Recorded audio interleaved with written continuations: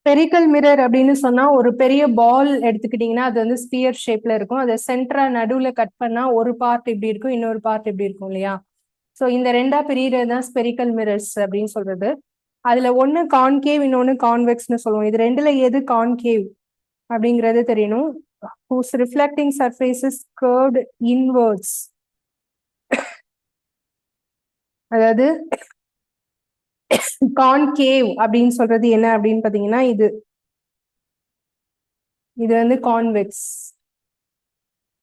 இது வந்து கான்கேவ். தமிழ்ல இது குவி ஆடி, இது வந்து குழி ஆடி. இதுல நான் போடக்கூடிய அந்த பாயிண்ட் நோட் பண்ணுங்க. நான் இப்படி போட்டிருக்கேன் இல்லையா? இப்படி போட்டிருக்கிறதுல ரிஃப்ளெக்டிங் ஃபேஸ் வந்து நான் இந்த இன்சைடு போடுறேன். இப்படி கோடு போடுறோம். ஸோ இப்படி போடுற கோடு வந்து என்ன அப்படின்னா இதுதான் மிரர் இருக்கக்கூடிய பார்ட். ஸோ அதான் கான்கேவ். ஸோ இதுல வந்து வெளிப்பகுதியில இந்த மாதிரி நான் வந்து போடுறேன். அப்ப மிரர் வந்து அவுட் சைட்ல இருக்கு. ஸோ அது வந்து இது கான்வெக்ஸ், இது கான்கேவ். ஸோ இந்த பாயிண்ட் வந்து இம்பார்ட்டன்ட். ஓகேயா?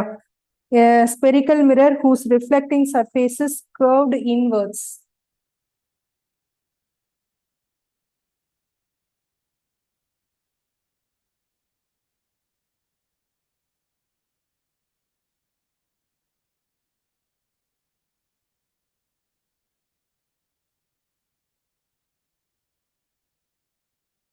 curved inwards அப்படின்னு சொன்னா அது வந்து கான்கேவ்.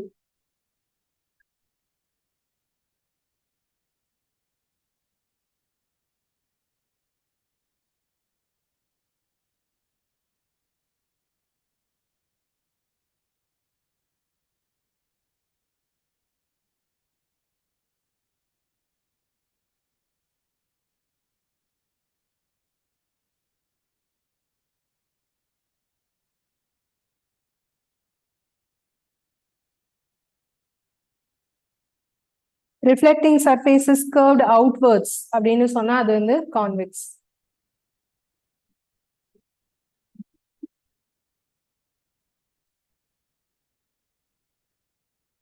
ஒளி பிரதிபலிக்கும் பகுதி உட்புறமாக குவிந்திருந்தால் அது குழி ஆடி.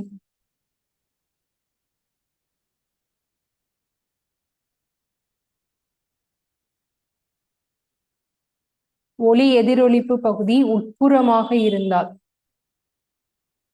அது வந்து குழி ஆடி. வெளிப்புறமாக இருந்தால் அது குவி ஆடி.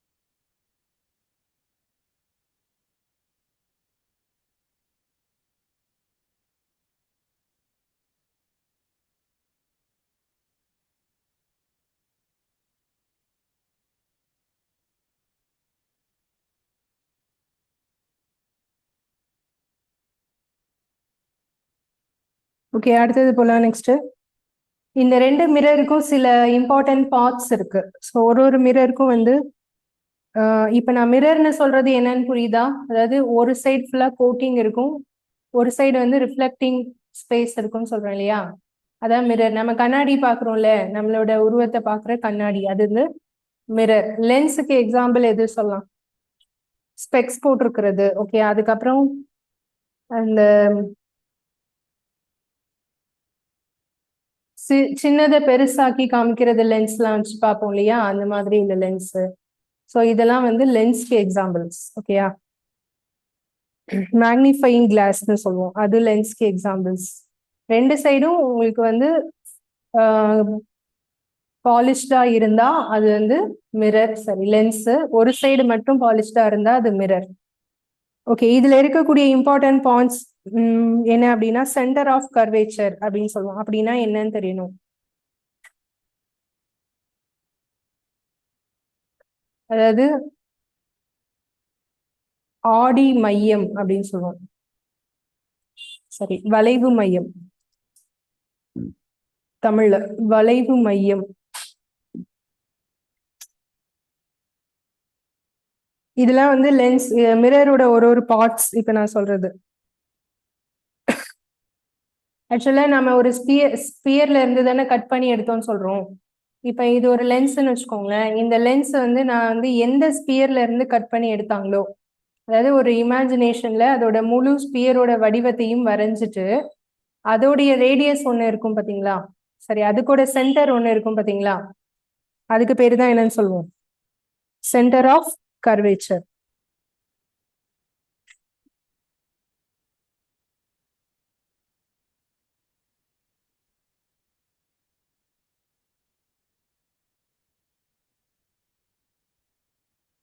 சரி, சென்டர் ஆஃப் கர்வேச்சர் தான் தமிழ்ல வந்து வளைவு மையம். இல்ல, சரி.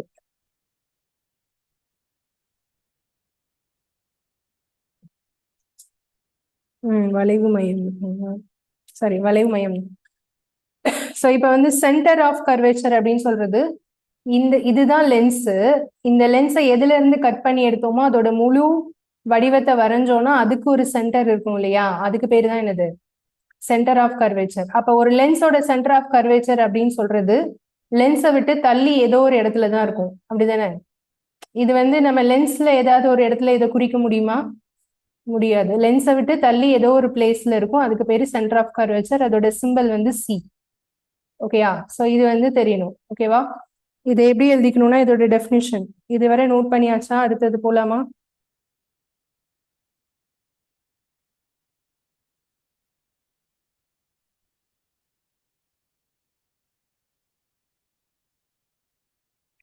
The reflecting surface of a spherical mirror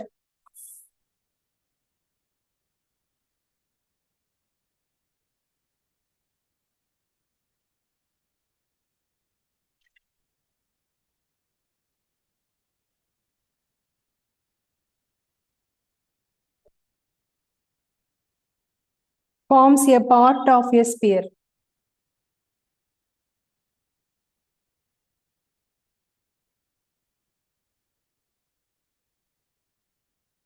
The sphere has the center.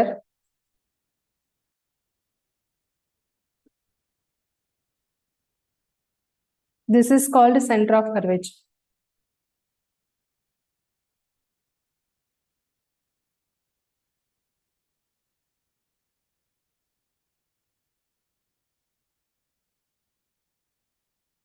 எந்த கோளத்தின்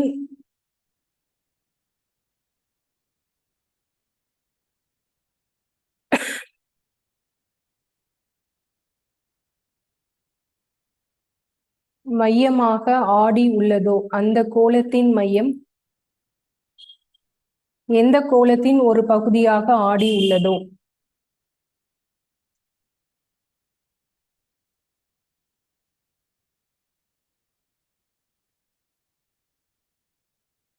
அந்த கோளத்தின் மையம் வளைவு மையம் எனப்படும்.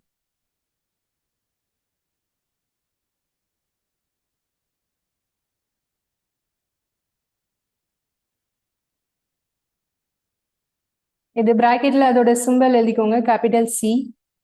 அதோடைய படம் நான் ஆல்ரெடி சொன்னல, அது வேணும்னா வரைஞ்சுக்கலாம். அப்போ பார்த்தோன்னே உங்களுக்கு ஈஸியா புரியும்.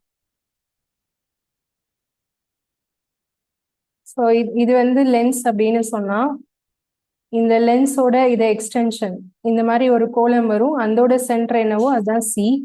சிங்கிற பாயிண்ட் வந்து லென்ஸ்க்கு மேல எந்த இடத்துலயும் வராது, லென்ஸை விட்டு கொஞ்சம் தள்ளி தான் இருக்கும். ஓகே, இதுதான் சி.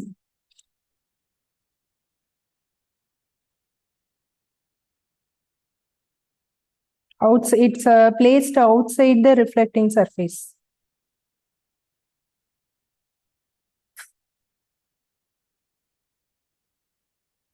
இப்ப இந்த பாயிண்ட் வந்து கான்கேவ் மிரரா இருந்தா கான்கேவ் மிரர் எப்படிப்பா வரைஞ்சோம்? கான்கேவ் மிரர் வந்து சிம்பிள் ஞாபகம் வச்சுக்கோங்க. இந்த சி சிம்பிள்னா அது என்ன மிரர்? சி மாதிரி இருந்தா அது என்னது? என்ன வரைஞ்சிருக்கோம்? கான்வெக்ஸ்னு எழுதிருக்கோமா? அப்ப எதை ஞாபகம் வச்சுக்கலாம் நீங்க? சி கான்வெக்ஸ் ஞாபகம் வச்சா அப்ப இது ஆப்போசிட் வந்து என்னன்னு வச்சுக்கலாம்? கான்கேவ். சரியா? இதை மட்டும் மைண்ட்ல எடுத்துக்கோங்க.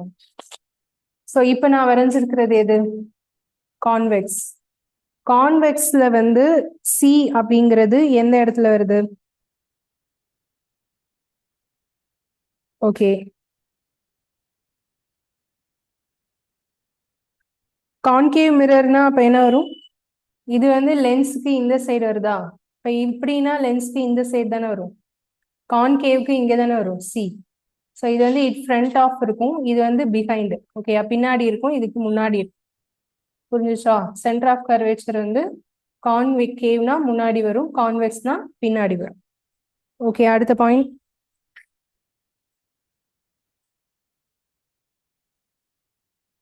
Radius of curvature. ஸோ இது எழுதியாச்சா எல்லாரும்?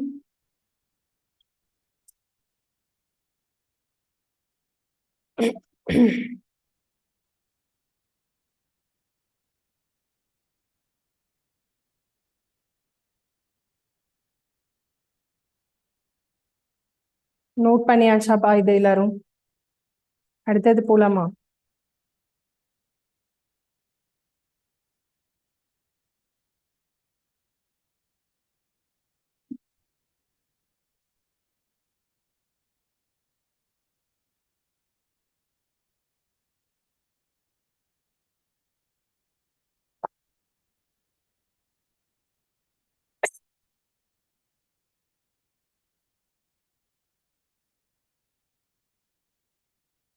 ஸோ நெக்ஸ்ட் வந்து ரேடியஸ் ஆஃப் கர்வேச்சர்.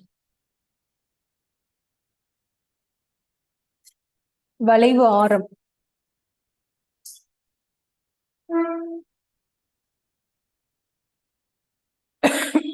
வளைவு ஆரம்ங்கிறது ஒண்ணும் இல்லை. இப்ப நம்ம சொன்னோம்ல லென்ஸ் இப்படி போட்டோம் இல்லையா?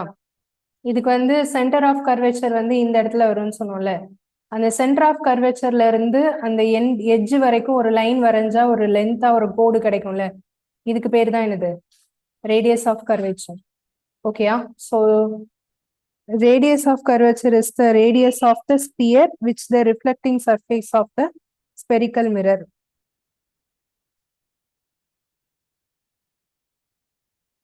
ஸோ இதோட டெஃபினிஷன் வந்து என்ன அப்படின்னா,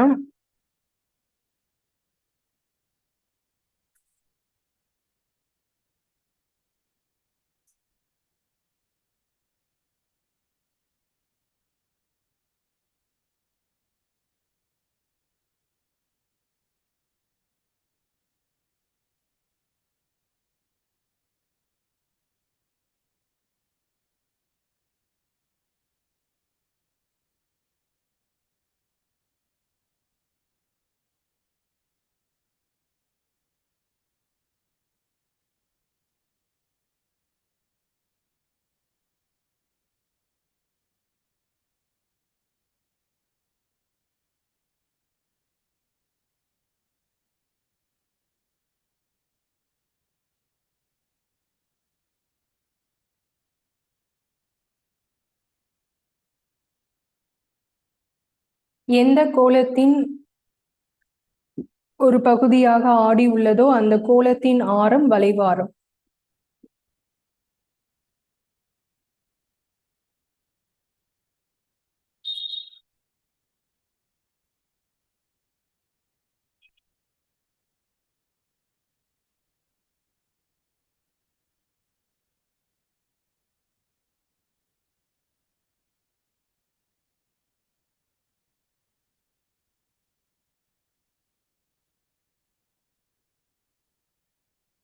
இதோட லெட்டர் வந்து கேபிட்டல் ஆர்.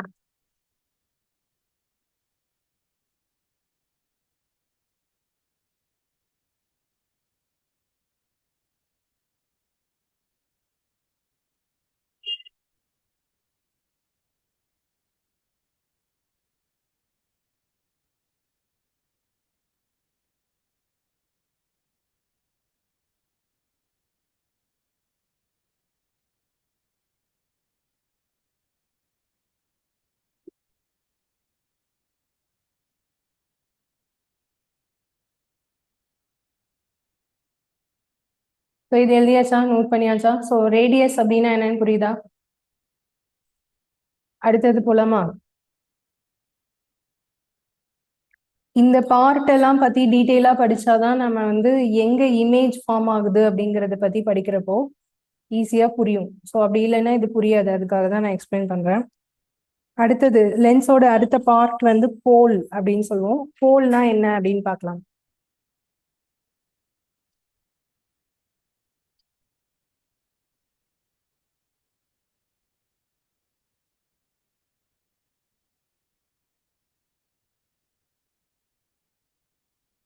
போல் அப்படிங்கிறது என்னன்னா ஆடி மையம் அப்படிங்கிறது தான் போல். அதாவது நம்ம லென்ஸ் சொல்றோம் இல்லையா, அந்த லென்ஸோட சென்டர் பாயிண்ட்னு ஒன்று இருக்கும்ல, அதாவது ஜியாகிரபிக்கல் சென்டர்னு சொல்லுவோம். அந்த லென்ஸை செய்யும் போது சென்டர் பாயிண்ட்னு ஒன்று இருக்கும் தானே, அதை மெஷர் பண்ணும்போது இந்த சைடு பாதி விட்டா சென்டர் பாயிண்ட் ஒன்று இருக்கும்ல, அதுக்கு பேர் தான் என்னது, போல். ஓகே, ஆடி மையம். ஸோ இது என்ன சொல்லுவோம்னா centre of the reflecting surface. அந்த சென்டர் வேற, இது வேற. அந்த சென்டர் எங்கேயே வராதுன்னு சொல்லிட்டேன். லென்ஸ்க்கு மேல எந்த இடத்துலயுமே வராது. லென்ஸ்ல இருந்து கொஞ்சம் தள்ளி இருக்கிறது தானே சி, புரியுதா? இது வந்து லென்ஸ்க்கு மேல இருக்கிற சென்டர் பாயிண்ட். ஸோ அதுதான் சென்டர் ஆஃப் ரிஃப்ளெக்டிங் சர்ஃபேஸ்.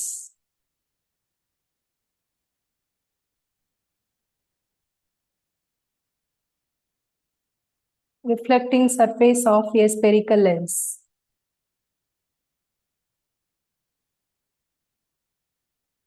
ஒரு ஆடியின் பிரதிபலிக்கும் பகுதியின் மையப்பகுதி. பிரதிபலிக்கும் பரப்பின் மையப்பகுதி.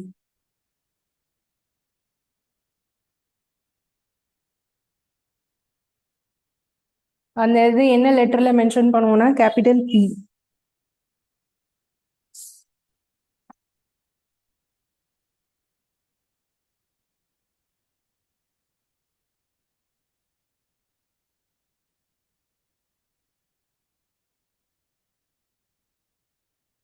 ஓகே, அடுத்தது நெக்ஸ்ட் பார்ட் வந்து பிரின்சிபல் ஆக்சிஸ், முக்கிய அச்சு.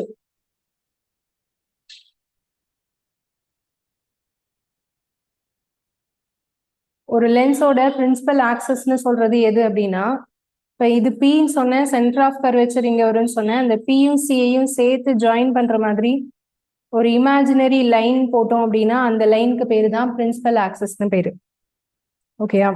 Imagine a straight line passing through pole and center of curvature. நாமளே ஒரு லைன் வந்து வரைஞ்சுக்கணும், அது அந்த லைனுக்கு பேரு தான் முக்கிய அச்சு அப்படின்னு சொல்லுவோம். ஓகேயா? லென்ஸோட பார்ட். அந்த லைன் எதுக்காக வரைகிறோம்னா அந்த லைன் வரைஞ்சாதான் இமேஜ் எந்த இடத்துல ஃபார்ம் ஆகுதுன்னு தெரியும், அதுக்காக வரைகிறது. Okay, I imagine a straight line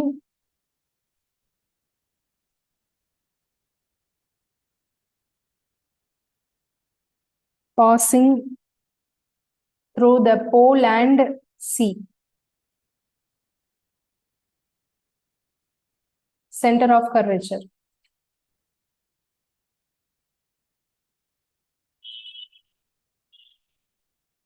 ஆடி மையத்தையும் வளைவு மையத்தையும் இணைக்கக்கூடிய கற்பனை கோடு. ஆடி மையம் வளைவு மையம் இரண்டையும் இணைக்கும் கற்பனை கோடு.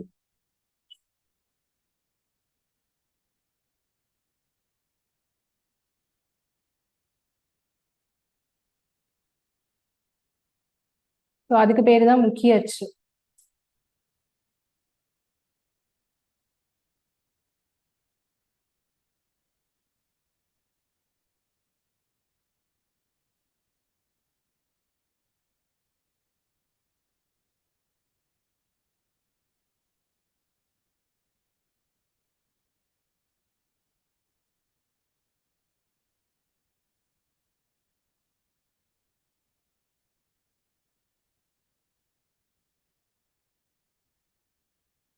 ஓகே, அடுத்தது போலாம். நெக்ஸ்ட் அடுத்த பாயிண்ட் வந்து என்னன்னா பிரின்சிபல் ஃபோக்கஸ், அதாவது முக்கிய குவியம்.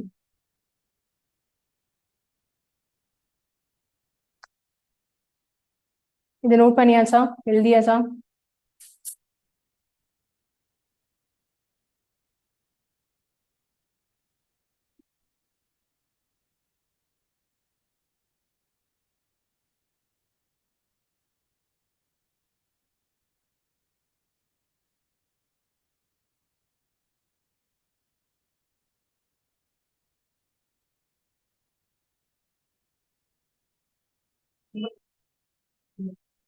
எதுக்கு?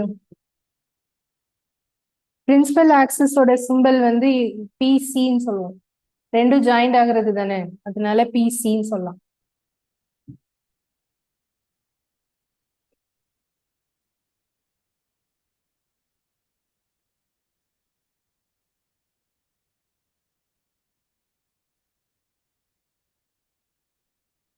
ஸோ அடுத்தது வந்து பிரின்சிபல் ஃபோக்கஸ். இதோட சிம்பல் வந்து கேபிட்டல் எஃப். இதை என்ன சொல்லுவோம்னா முக்கிய குவியம். ஸோ இந்த முக்கிய குவியம்ங்கிறது என்ன அப்படின்னா, ஒரு லென்ஸ். இப்போ வந்து நான் இந்த போடுறேன், இது இது என்ன லென்ஸ்பா?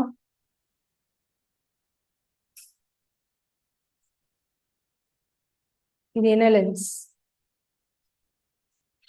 சி மாதிரி சிம்பல் வந்தா என்ன சொல்லணும்? கான்வெக்ஸ். இப்போ இந்த லென்ஸ்ல வந்து லைட் வந்து இங்க படுதுன்னு வச்சுக்கோங்க. இப்ப நான் இப்படி தானே போடுவோம், இந்த மாதிரி தானே போடுவோம். இந்த சிம்பல் இப்படி போடுறேன்ல, இந்த ஷேட் மாதிரி போடுறேன்ல, அது வந்து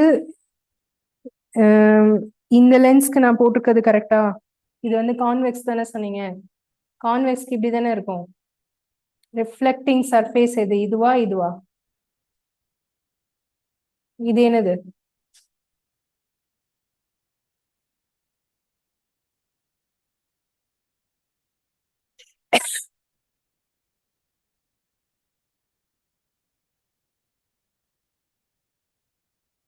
சரி, ஓகே, கவனிங்க. இப்ப வந்து லைட் வந்து இப்படி இங்க இருந்து நான் பாஸ் பண்றேன்னு வச்சுக்கோங்க. சரியா? இப்ப லைட் வந்து இங்க நான் பாஸ் பண்றேன் அப்படின்னா, இந்த லென்ஸ் வழியா இந்த லைட் போய் என்ன ஆகும் அப்படின்னா, ஒரு இடத்துல போய் இமேஜ் தெரியும். சரியா? இமேஜ் வந்து எப்படி தெரியும் அப்படிங்கிறது, இதை நீங்க இப்படிதான் லைட் போகாதே அப்ப எப்படி தெரியும் அப்படி யோசிக்காதீங்க. இது இமேஜ் வந்து நம்ம இங்க வச்சிருக்கோம்னு வச்சுக்கோங்க. இந்த இமேஜ் இப்ப நம்ம இதுல வந்து நான் ஒரு 7th ஸ்டாண்டர்ட் எடுக்கும்போது நான் உங்களுக்கு அந்த இமேஜ் எல்லாம் காமிச்சு எடுத்தேன். இதெல்லாம் யாருக்காவது ஞாபகம் இருக்கா? இங்கல இருந்து கேண்டில் எரிஞ்சிட்டு இருக்கும், அதுக்கு முன்னாடி வந்து ஒரு டேபிள்ல லென்ஸ் வச்சிருந்தோம்னா அந்த கேண்டில் இருக்கிற லைட் அது மேல பட்டு இமேஜ் வந்து வேற எங்கேயோ ஒரு இடத்துல கிடைக்கும். புரியுதா? அந்த ஸ்ட்ரெயிட் லைனா இந்த இடத்துல இமேஜ் கிடைக்கும். ஸோ அந்த மாதிரி ஒரு இமேஜ் எல்லாம் நம்ம பார்த்துருப்போம். ஸோ அதுதான் இங்க வந்து இந்த லைட் இங்க படும்போது இதுல பட்டு இந்த லைட் எல்லாமே ஒரு இடத்துல ஃபோக்கஸ் ஆகி ஒரு இடத்துல வந்து என்ன தெரியும், அதோட இமேஜ் வந்து தெரியும். புரியுதா? அந்த இமேஜ் தெரியிற இடம் இருக்குல்ல, அதுக்கு பேர் தான் என்னது? Principal focus. ஓகேவா? ஸோ முக்கிய குவியம் அப்படின்னா என்னன்னு எழுதிக்கோங்க.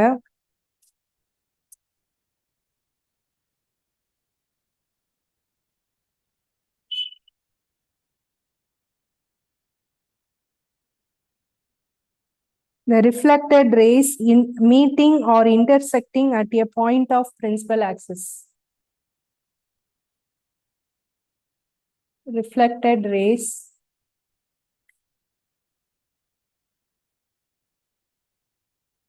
meeting or intersecting at a point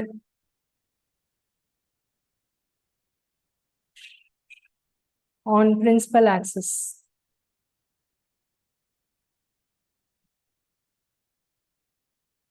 The point is called principal focus.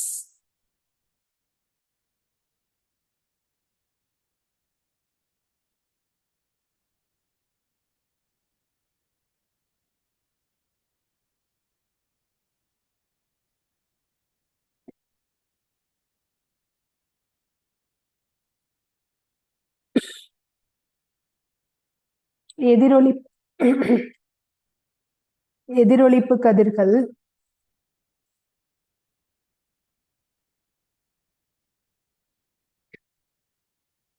ஒரு குறிப்பிட்ட புள்ளியில்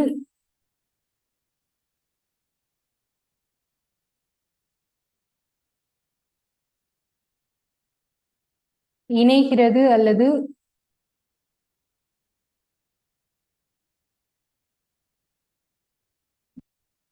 வெட்டி கொள்கிறது அந்த புள்ளி முக்கிய குவியம் எனப்படும்.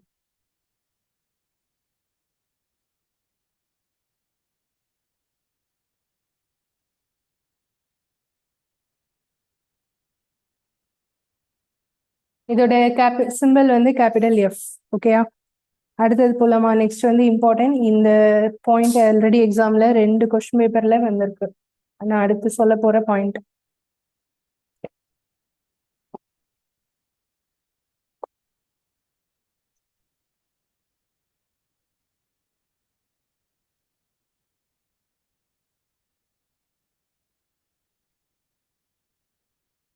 இப்ப இந்த இமேஜ் பாருங்க, நான் வரைஞ்சிருக்கிறதுல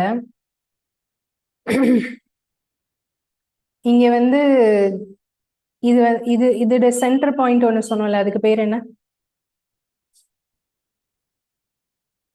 அதுக்கு சிம்பிள் சொல்லுங்க. இந்த பாயிண்ட் கூட சிம்பிள் கேபிட்டல் பி. அப்புறம் இது எஃப்னு சொன்னோமா? சி. சி வரும்ல, அந்த சி வந்து பாத்தீங்கன்னா எங்க இருக்கும்? இந்த சைடு இருக்குமா, இந்த சைடு இருக்குமா? இந்த சைடு தானே இருக்கும். இந்த சைடு எங்கேயோ ஒரு இடத்துல சி வரும். ஆனா அந்த சி எஃப்க்கு முன்னாடி வருமா, பின்னாடி வருமா? சில டைம் எஃப்க்கு முன்னாடி இருக்கலாம், சில டைம் எஃப் வந்து பின்னாடி இருக்கலாம். சோ அப்ப இங்க நான் சின்னு எடுத்துக்கிறேனே. இப்போ பிசி ஒரு லைன் போடுறோம்ல, இந்த லைன் வந்து எது? பிரின்சிபல் ஆக்சிஸ் அதானே? அதாவது இமேஜினரி லைன். இதுக்கு பேர் என்ன சொல்லுவோம்? முக்கிய அச்சு. இப்போ இது வந்து பிரின்சிபல் ஃபோக்கஸ் சொன்னோம் இல்லையா? இதுக்கும் இந்த சி இருக்கு பாத்தீங்களா, அதாவது சென்டர் ஆஃப் சரி போல் சொன்னோம்ல, போலுக்கும் இந்த எஃப்க்கும் இடையில ஒரு டிஸ்டன்ஸ் இருக்கு பாத்தீங்களா? இந்த டிஸ்டன்ஸ்க்கு பேரு தான் ஸ்மால் எஃப். இந்த ஸ்மால் எஃப் தான் என்னன்னு சொல்லுவோம்? Focal length. ஓகேயா? அதாவது முக்கிய குவிய தூரம். ஃபோக்கல் லென்த் அப்படிங்கறதோட தமிழ் என்ன? குவிய தூரம். இதுதான் எக்ஸாம்ல கேட்டிருந்தாங்க. குவிய தூரம்னா எது ரெண்டுக்கும் இடையில உள்ள டிஸ்டன்ஸ்? பிக்கும் எஃப்க்கும். Distance between the pole and principal focus.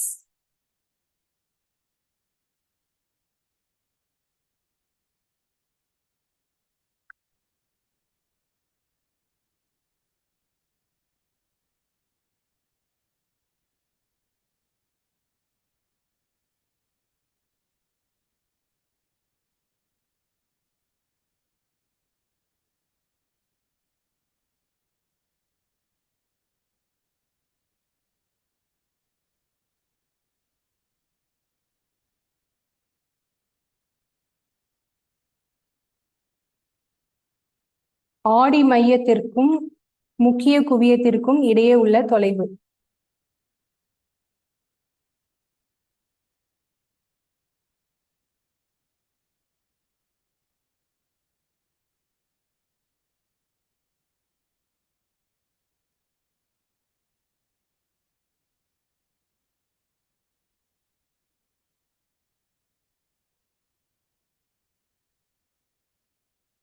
B, capital P and small F.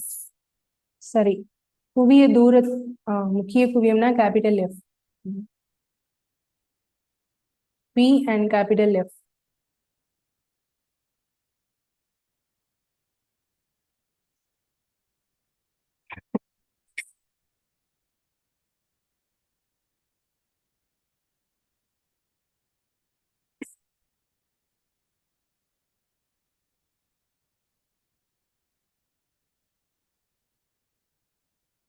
Okay, இதுக்கு அடுத்து உள்ள பாயிண்ட் இம்பார்ட்டன்ட். நம்ம ஆல்ரெடி என்னென்ன லெட்டர்ஸ் எல்லாம் படிச்சிருக்கோம் சொல்லுங்க. ஃபர்ஸ்ட்ல இருந்து சொல்லுங்க. லெட்டர்ஸ் மட்டும் சொல்லுங்க. சி, அப்புறம் சிக்கு அப்புறம் ஆர், பி, அப்புறம் பிசி, அப்புறம் கேபிட்டல் எஃப், அப்புறம் ஸ்மால் எஃப். இதுல இந்த ஆருக்கும் எஃப்க்கும் இடையில ஒரு ரிலேஷன்ஷிப் சொல்லலாம். Okay, relation between radius of curvature and focal length.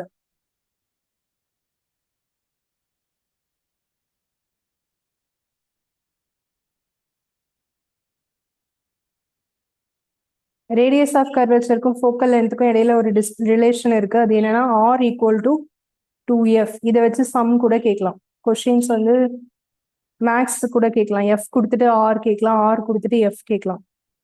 அதாவது வளைவு ஆரத்திற்கும் குவிய தூரத்திற்கும் இடையே உள்ள தொலைவு.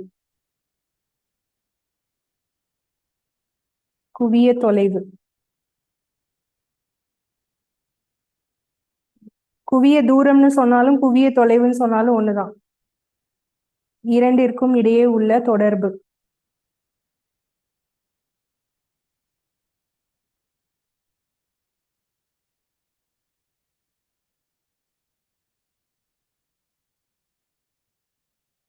இப்ப எஃப் பெருசா ஆர் பெருசா? ஆர் தானே பெருசு. எஃப் வந்து 2 டைம்ஸ் பெருக்குனா என்ன வரும்? ஆர் வரும். எஃப்னா எது ரெண்டுக்கும் இடையில உள்ள டிஸ்டன்ஸ்? இப்ப இந்த லென்ஸ் இப்படி இருக்குன்னு வச்சுக்கோங்க. இந்த லென்ஸ்ல இது வந்து பி, சரியா? இப்ப கொஞ்சம் தூரத்துல இந்த லைன்ல ரேஸ் எல்லாம் வந்து ரிஃப்ளெக்ட் ஆகி இங்க ஏதோ ஒரு இடத்துல வந்து பாயிண்ட் குவியுதுன்னு சொல்லுவோம்ல, அது எஃப். இப்ப பிக்கும் எஃப்க்கும் இடையில உள்ள டிஸ்டன்ஸ் தானே ஸ்மால் எஃப். அப்ப ரேடியஸ் அப்படின்னு சொல்றது எப்படி இருக்கும்? எஃப் மாதிரி 2 டைம்ஸ் பெருசா இருக்கும், அப்படிதானே? கரெக்டா? அப்போ சென்டர் ஆஃப் கர்வேச்சர் எங்க வரும்? ஆறுங்கிறது என்ன ரிலேஷன்? ரேடியஸ் ஆஃப் கர்வேச்சர்னா என்னன்னு சொன்னோம்? பில இருந்து சி வரைக்கும் உள்ள டிஸ்டன்ஸ் தானே ஆர். சென்டர் ஆஃப் கர்வேச்சர் இந்த சைடு தானேப்பா வரும். இப்போ இந்த சைடு இங்க ஒரு ஸ்பியர் வரைஞ்சோம் அப்படின்னா அதோட சென்டர் இங்க வரும் அப்படின்னு சொன்னோமா? அப்ப அந்த ஆர் அப்படிங்கிறது எஃப்க்கு எப்படி இருக்கும்? எஃப் 2 டைம்ஸ் போட்டாதான் என்ன வரும்? ஆர் வரும். ஸோ அப்போ இந்த டயக்ராம் நான் வரைஞ்சிருக்கேன் இல்லையா? அப்ப இதுல எஃப் சி வந்து அப்ப எஃப்க்கு இந்த சைடு தான் வரும். புரியுதா? அப்படி போட்டாதான். அப்ப இதை விட டபுள் டைம் போட்டா இங்கதான் என்ன வர முடியும்? சி. சில இருந்து பி வரைக்கும் இந்த டிஸ்டன்ஸ் தான் என்னன்னு சொல்லுவோம்? Capital R. புரியுதா? இல்ல ஏதாவது டவுட் இருக்கா? சரி, இப்ப இந்த லென்ஸ்க்கு ஓகே. இந்த லென்ஸ்க்கு சொல்லுங்க. இப்படி இருக்குன்னு வச்சுக்கோங்க. இப்ப இதுல சென்டர் ஆஃப் கர்வேச்சர் எங்க வரும்?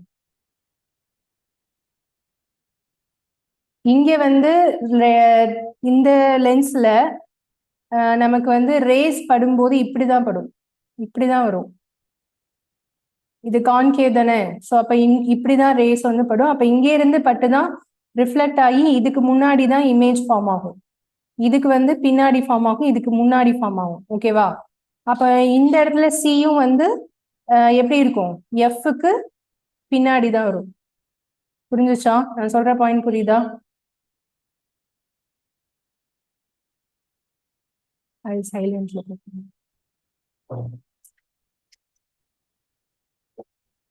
இது இப்ப நான் சொன்னது யாருக்காவது புரிஞ்சுதா? டவுட் இருக்கா?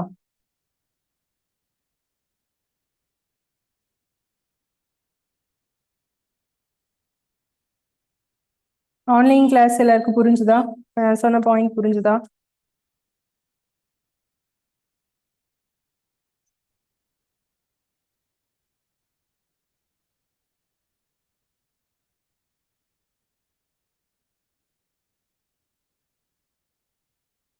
ஓகே, இப்ப அடுத்தது இமேஜ் ஃபார்மேஷன். அடுத்த டாபிக்.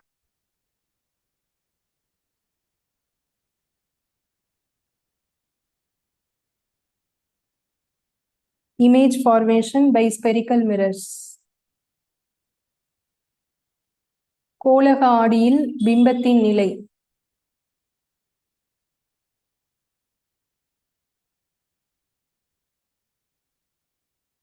பிம்பம் உருவாகும் நிலை.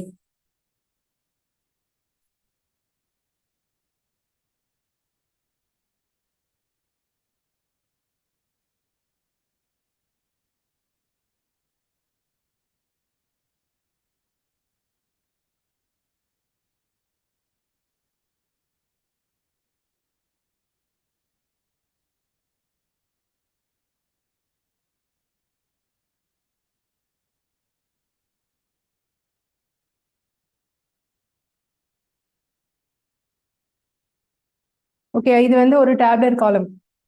ஃபர்ஸ்ட் வந்து கான்கேவ் மிரருக்கு வந்து பார்க்கணும். அடுத்தது கான்வெக்ஸ் மிரருக்கு பார்க்கணும். கான்கேவ், கான்கேவ்னா தமிழ்ல என்ன? குழி ஆடி. குழி ஆடியில எப்படி பிம்பம் உருவாகும் அப்படிங்கறது பத்தின பாயிண்ட். இப்ப வந்து நமக்கு என்ன இதுல கொடுத்துருப்பாங்க அப்படின்னா 4 காலமா பிரிச்சிருப்பாங்க. அதாவது பொசிஷன் ஆஃப் ஆப்ஜெக்ட், ஆப்ஜெக்டை எந்த இடத்துல வைக்கிறோம் அப்படிங்கிறது ஒரு டேப்லெட் காலம்ல ஒரு காலம். சரியா? ரெண்டாவது பொசிஷன் ஆஃப் இமேஜ், இமேஜ் வந்து எந்த இடத்துல கிடைக்குது அப்படிங்கிறது ரெண்டாவது. ஸோ மூணாவது வந்து சைஸ் ஆஃப் இமேஜ், இதுல இதுதான் இம்பார்ட்டன்ட்.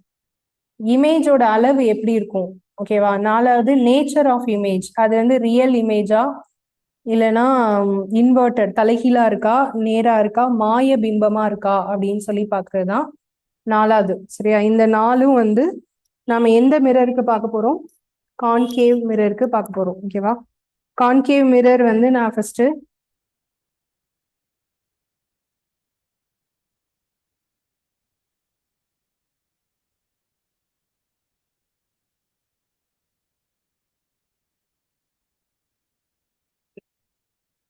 இந்த கான்கேவ் மிரர் எடுத்துக்கலாம். ஸோ இப்போ வந்து அட் இன்ஃபினிட்டி, அதாவது ரொம்ப தூரத்துல இருந்து ஒரு லைட் வந்து இதுல படுது. அதுக்கு எக்ஸாம்பிள் வந்து சன்லைட். நம்ம சின்ன வயசுல ஒரு லென்ஸ் வச்சு விளையாடி இருப்போம். சன்லைட்டோட நேரா அந்த லென்ஸையும் தீக்குச்சி முனையில காமிச்சா அந்த தீக்குச்சி கொஞ்ச நேரத்துல என்ன ஆகும்? தானா எரிய ஆரம்பிச்சிடும், தெரியுமா? அது மாதிரி இன்னொன்னு வந்து பேப்பரை வந்து நார்மலா ஒரு பேப்பரை வந்து காமிச்சா கூட அது புகஞ்சு எரிய ஆரம்பிச்சிடும், பார்த்துருக்கீங்களா?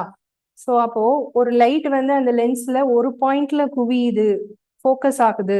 அப்ப அந்த லைட் எங்க இருந்து வருதுன்னு சொன்னா டிஸ்டன்ஸே நம்மளால சொல்ல முடியாது. அது வந்து அதிகமான டிஸ்டன்ஸ். அப்படி இருக்கக்கூடியது என்னன்னு சொல்லணும்? இன்ஃபினிட்டி. ஓகேயா? அட் இன்ஃபினிட்டி வரைக்கும் வரும்போது பொசிஷன் இமேஜ் எங்க ஃபார்ம் ஆகும் அப்படின்னா கேபிட்டல் எஃப்ல, எஃப்ல இமேஜ் வந்து ஃபார்ம் ஆகும். ஸோ இது வந்து அளவு வந்து ரொம்ப ரொம்ப ரொம்ப சின்னதா இருக்கும். சரியா? ஹைலி டிமினிஷ்ட், மிக மிக மிக சிறிய அளவா இருக்கும். நம்மளால எக்ஸாக்டா பார்க்க முடியாது. ஒரு சின்ன பாயிண்ட் அளவுல இருக்கும். ஓகேயா?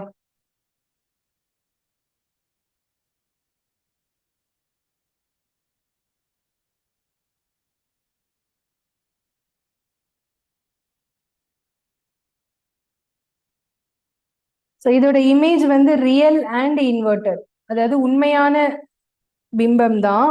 ஆனா இன்வெர்டட் அப்படின்னா தலைகீழானது, நேரான பிம்பம் கிடையாது, இன்வெர்டட். சரியா? தமிழ்ல வந்து அட் இன்ஃபினிட்டி அப்படின்னா ஈரிலா தொலைவு அப்படின்னு அர்த்தம். ஈரிலா தொலைவு கிடைக்கக்கூடியது எஃப்ல, மிக மிக சிறிய அளவு, உண்மையான மற்றும் தலைகீழான பிம்பம். மெய் மற்றும் தலைகீழான பிம்பம் தமிழ்ல எழுதும் போது மெய் மற்றும் தலைகீழான பிம்பம். உங்களுக்கு உண்மையானன்னு கொடுத்திருந்தாலும் கொடுத்துருக்கலாம், ரெண்டும் ஒண்ணுதான். மெய் பிம்பம் மற்றும் தலைகீழானது.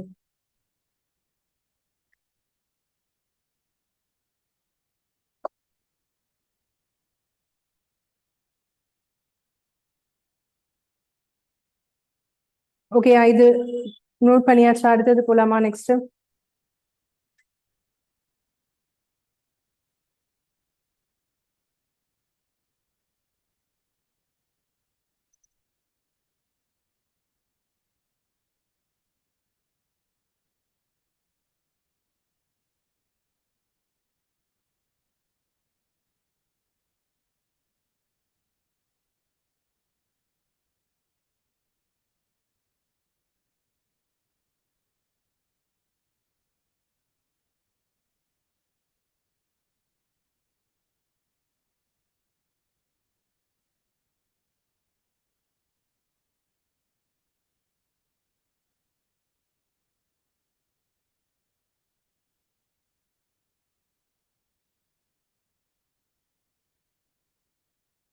Second point.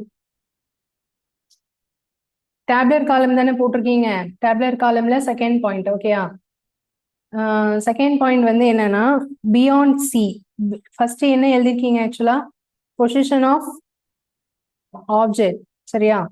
ஸோ அதுல செகண்ட் பாயிண்ட் வந்து பியாண்ட் சி, அதாவது சிக்கு அப்பால், சிக்கு அப்பால் பொருளை வைக்கிறோம் அப்படின்னா நம்ம சீன்னு ஒரு பாயிண்ட் எடுக்கிறோம்ல,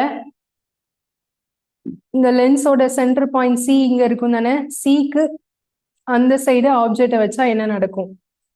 சரியா? சிக்கு தாண்டி வச்சா என்ன நடக்கும்?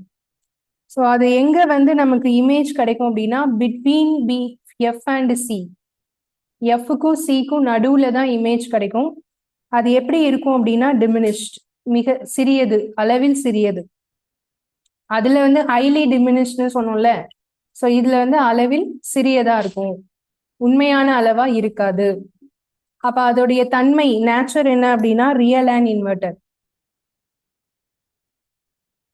மெய் மற்றும் தலைகீழானது.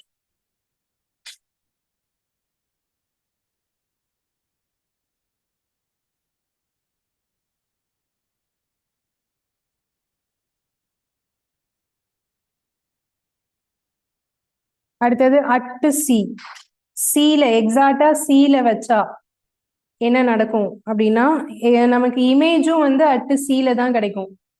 இதோடைய சைஸ் வந்து சேம் சைஸா இருக்கும், இமேஜ் வந்து சேம் சைஸா இருக்கும், அதே அளவு, பிம்பம் வந்து அதே அளவுல தான் கிடைக்கும். அண்ட் இதோடைய நேச்சரும் ரியல் அண்ட் இன்வெர்டட் தான்.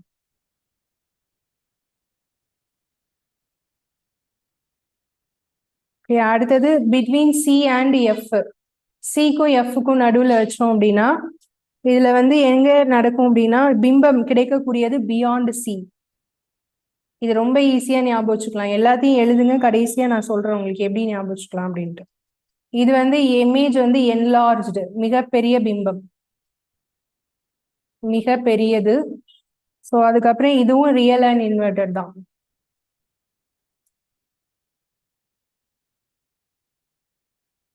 அடுத்தது அட் எஃப், எஃப்ல கரெக்டா வச்சோம் அப்படின்னா என்ன நடக்கும்?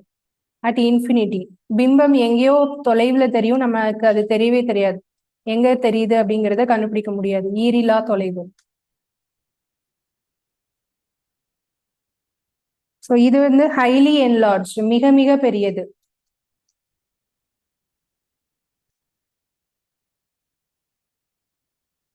ஸோ இதோடைய இமேஜும் ரியல் அண்ட் இன்வெர்டட் தான்.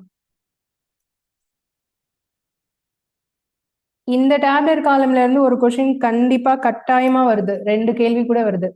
அந்த 2 மார்க்காக தான் நம்ம இதை பார்த்துட்டு இருக்கோம். Okay, between F P and F, between P and F. So அப்படி இருந்துச்சுன்னா பிஹைண்ட் த மிரர், மிரருக்கு பின்னாடி,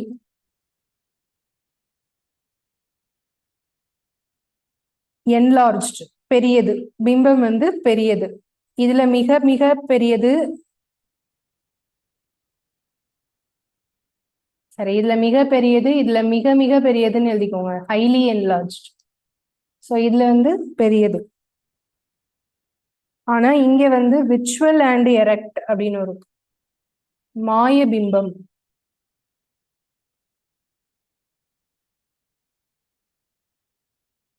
நேரான மற்றும் மாய பிம்பம்.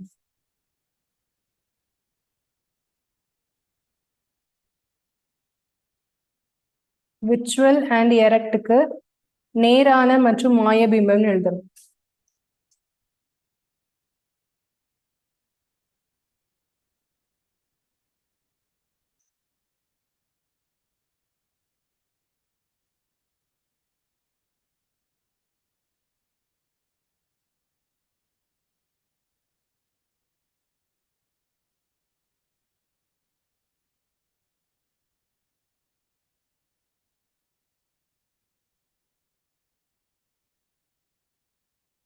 ஓகே, இது எப்படி இந்த டேப்லெட் காலமா ஞாபகம் வச்சுக்கிறதுன்னு சொல்றேன் கவனிங்க.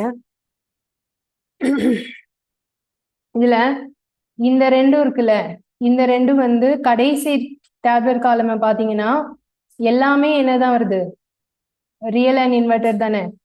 ஆனா இங்க கடைசியா லாஸ்ட் லைன் மட்டும் மாறுதா, என்னது, விர்ச்சுவல் அண்ட் எரெக்ட். இந்த கடைசி உள்ளதை மட்டும் விட்டுருங்க, சரியா?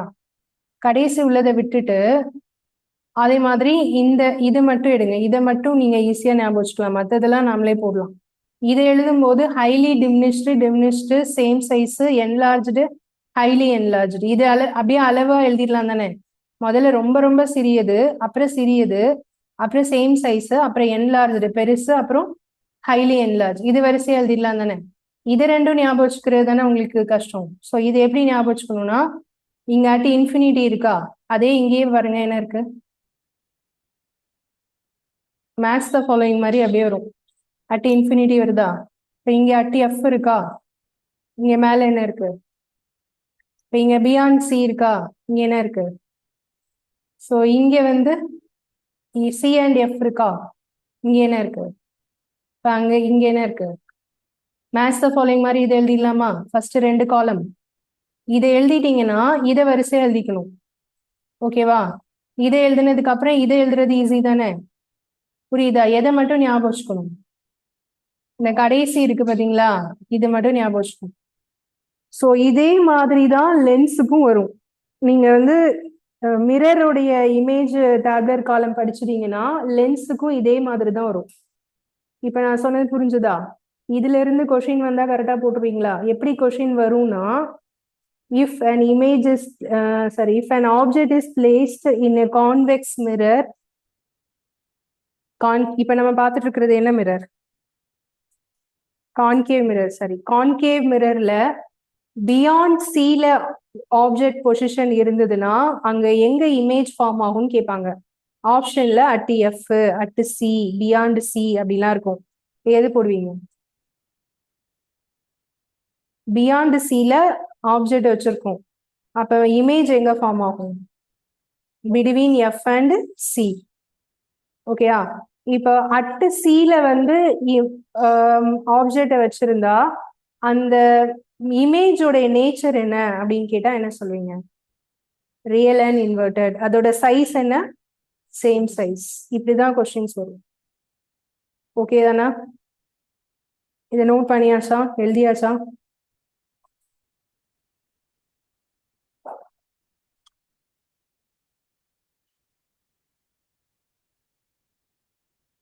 மேட்ச் த ஃபாலோயிங் மாதிரி வரும், ஓகே. ஆனா இதுல உங்களுக்கு எது தெரியணும், பொசிஷன் எழுது ஒண்ணு தெரிஞ்சாதானப்பா இன்னொன்னு எழுத முடியும். அது எப்படி ஞாபகம் வச்சுக்கிறது, அதாவது ஆப்ஜெக்ட ரொம்ப தூரத்துல இருந்து கொண்டு வரோம் சரியா, அதான் ஃபர்ஸ்ட் இன்ஃபினிட்டி. அதுக்கப்புறம் தூரத்துல இருந்து வர்றது எங்க வந்துருது, சீக்கு வந்துருது, சீக்கு பக்கத்துல சரியா, சீக்க தாண்டி இருக்கு. அப்புறம் எக்ஸாக்டா சீல வைக்கிறோம், அப்புறம் சிக்கும் எஃப்க்கும் நடுவுல வைக்கிறோம், அப்புறம் எங்க வைக்கிறோம், எஃப்ல வைக்கிறோம், கடைசியா பிக்கும் எஃப்க்கும் நடுவுல வைக்கிறோம். இது வந்து ஞாபகம் வச்சுக்கணும். நீங்க அதுக்கு உங்களுக்கு சீனா என்ன, எஃப்னா என்ன, இதெல்லாம் தெரியும் தானே, அந்த இடம் எது எதுன்னு சொல்லிட்டேன் தானே, அப்ப இது ஞாபகம் வச்சுக்கலாம் தானே. புரியுதா புரியலையா. ஓகே, இல்ல ஏதாவது டவுட் இருக்கா. இப்ப நான் சொன்னது எல்லாருக்கும் புரிஞ்சது ஆன்லைன் கிளாஸ்.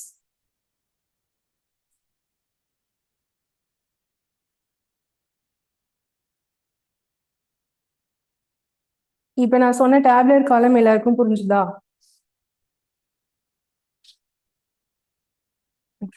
சரி ஓகே, அடுத்தது போலாம். இப்ப நெக்ஸ்ட் என்ன லென்ஸ் அப்படின்னா கான்வெக்ஸ் லென்ஸ், சரி கான்வெக்ஸ் மிரர். இதுல வந்து பெரிய டேப்லெட் காலம்லாம் கிடையாது, 2 தான். கான்வெக்ஸ் மிரர்ல வந்து 2 பொசிஷன்ல தான் நம்ம வந்து ஆப்ஜெக்டை வைக்க போறோம். ஸோ அது என்னென்ன பொசிஷன் அப்படின்னு பார்த்தீங்கன்னா, பொசிஷன் ஆஃப் ஆப்ஜெக்ட்ல ஃபர்ஸ்ட் வந்து இன்ஃபினிட்டி,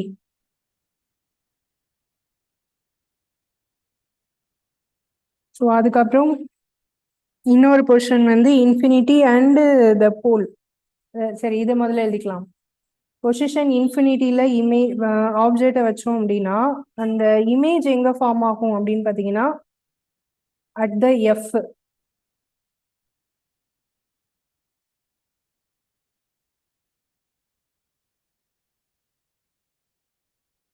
எஃப்ல ஃபோக்கஸ் ஆகும்.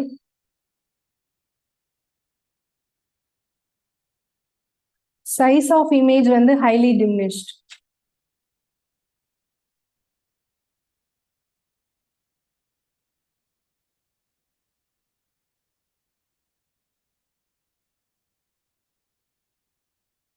அண்ட் நேச்சர் வந்து virtual and erect.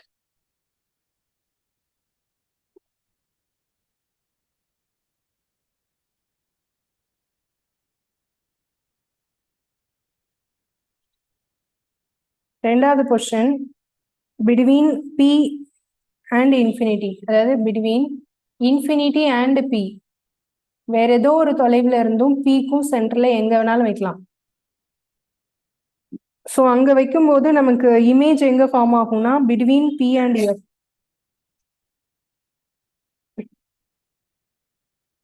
B and எஃப்க்கு நடுவில் இருக்கும், டிமினிஷ்ட், ரொம்ப ரொம்ப சிறிய அளவு. இதோட இது வந்து விர்ச்சுவல் அண்ட் எரெக்ட் தான்.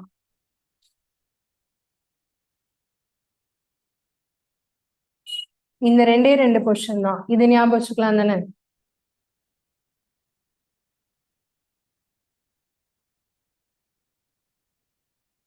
அதாவது இன்ஃபினிட்டி ரொம்ப தூரத்துல இருக்கும்போது இமேஜ் வந்து எஃப்ல கிடைக்குது. இது ரெண்டும் நம்ம ஏற்கனவே படிச்ச பாயிண்ட் தான். பட் இங்க பாத்தீங்கன்னா கான்வெக்ஸ் மிரருக்கு எந்த இமேஜே ஃபார்ம் ஆகல, ரியல் அண்ட் இன்வெர்டடே வரவே இல்லை. ஓகேவா? ஆனா கான்கேவ் மிரருக்கு கான்கேவ்ல என்ன வந்துச்சு, ரியல் அண்ட் இன்வெர்டட் நிறைய இடத்துல வந்தது, கடைசியா ஒரு இடத்துல என்ன வந்துச்சு, விர்ச்சுவல் அண்ட் எரெக்ட் வந்துச்சு. ஸோ அப்போ அங்க ரெண்டுமே ஃபார்ம் ஆகுது, இங்க வந்து ரியல் அண்ட் இன்வெர்டட் வரவே வராது. ஓகேவா?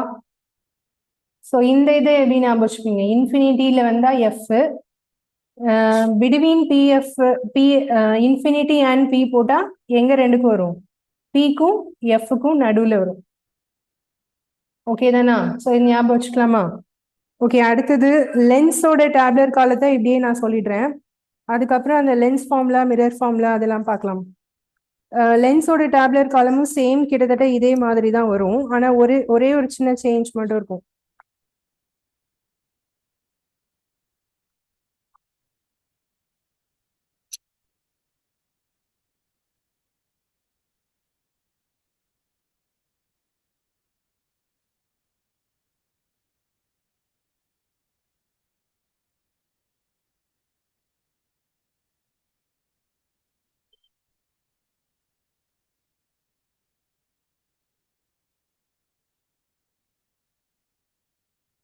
இது நோட் பண்ணியாச்சா? எல்லாரும் நோட் பண்ணியாச்சா?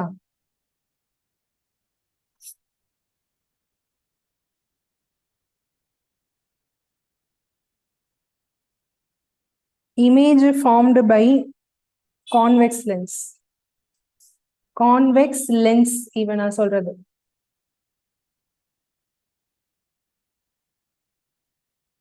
ஓகே, அதுல first position of object.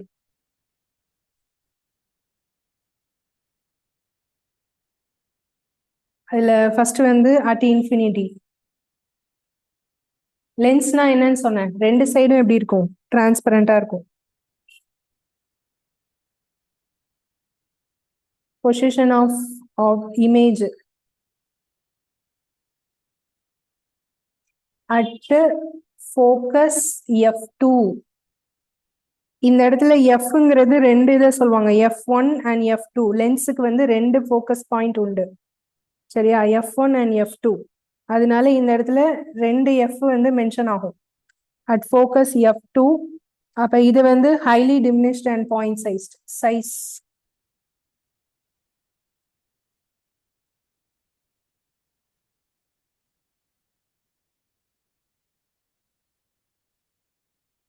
Nature of object வந்து real and inverted.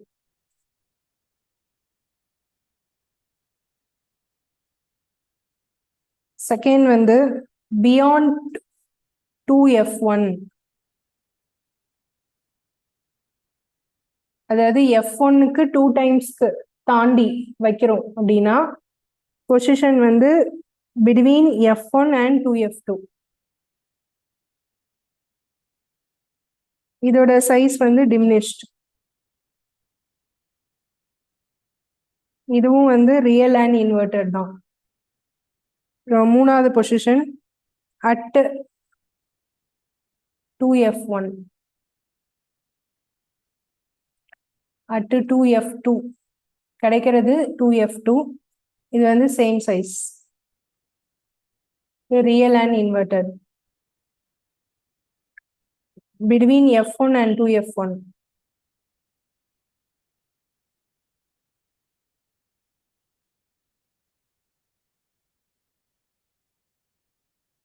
Beyond 2F2.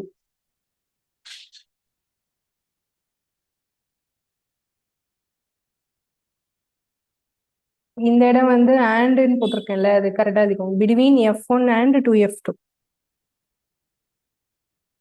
இது வந்து enlarged.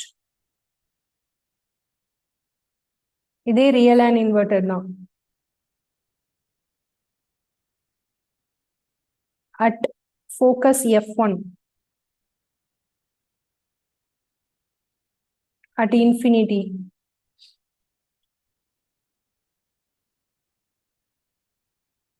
Highly enlarged.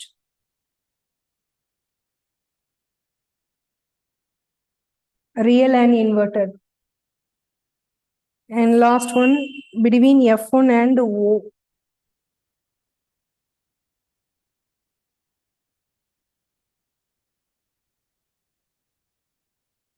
இதுதான் இந்த இடத்துல ஆப்டிக்கல் சென்டர். அதாவது நம்ம மிரர்ல Pன்னு சொன்னோம்லப்பா, அதுக்கு பதிலா இங்க என்னது O. சரியா? F1 and O. ஸோ இது வந்து on the same side of the lens.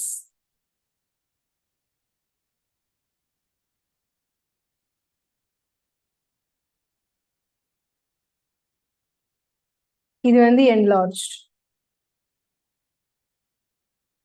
இதுக்கு வந்து virtual and erect.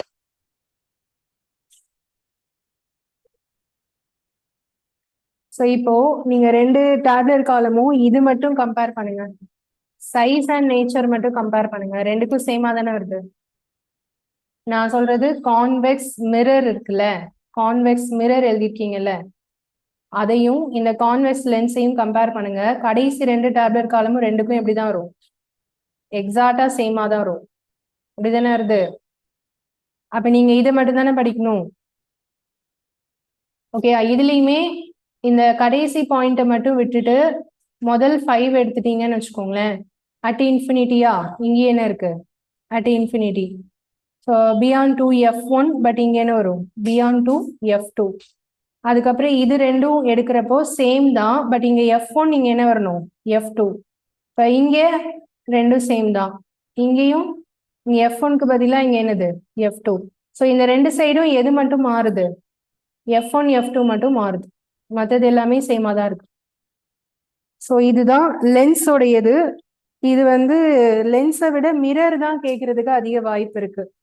ஸோ அதனால F1 F2ங்கிறது சில சமயம் கன்ஃபியூஸ் ஆகும். அதனால மிரர் ஃபார்ம்ல அது உள்ளது படிச்சுக்கோங்க, இதையும் எழுதி பார்த்துக்கோங்க. இதுல கொஸ்டின்ஸ் கட்டாயம் வருது, அதனால திரும்ப திரும்ப சொல்றேன். இந்த டேப்லெட் காலம் வந்து எழுதி பார்த்துட்டீங்கன்னா மறக்காது. ஓகேவா? ஒரு தடவை படிச்சுட்டு எழுதி பார்த்தீங்கன்னா மறக்காது. இப்ப நாம எழுதியிருக்கிறது எந்த லென்ஸ்க்கு? Convex lens. அடுத்து இன்னொன்னு இருக்குல்ல, அது என்னது? Concave lens.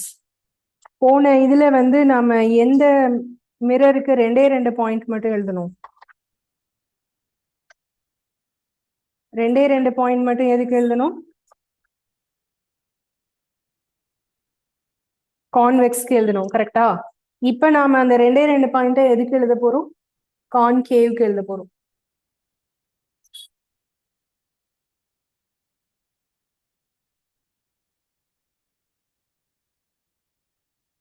இதை நோட் பண்ணியாச்சா எல்லாரும்?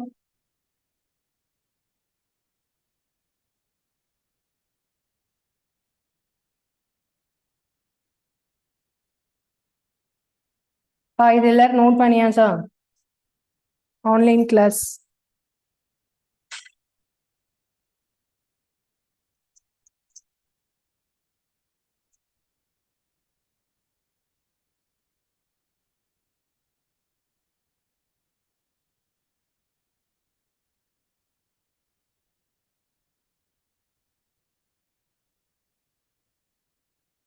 ஓகே, இது அடுத்தது concave lens.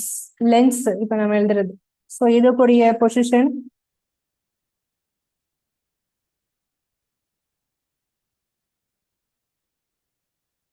Position of object வந்து first position at infinity.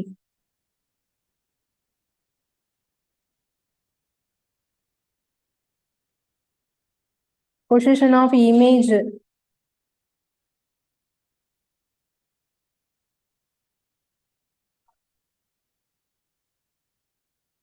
at focus f1.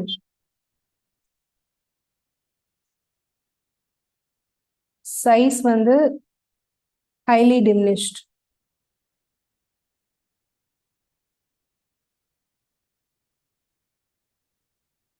Nature வந்து visual and erect.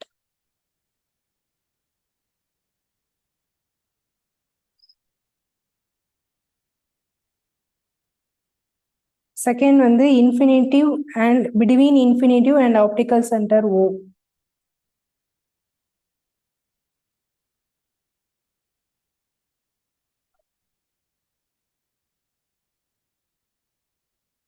மிரர்ல வந்து சென்டர் என்னன்னு சொல்லுவோம்? அந்த லென்ஸ் ரிஃப்ளெக்டிங் சர்ஃபேஸோட சென்டர் பாயிண்ட் Pன்னு சொன்னோம்ல, அதுக்கு பதிலா இங்க என்ன சொல்லுவோம் சொன்னேன்? O.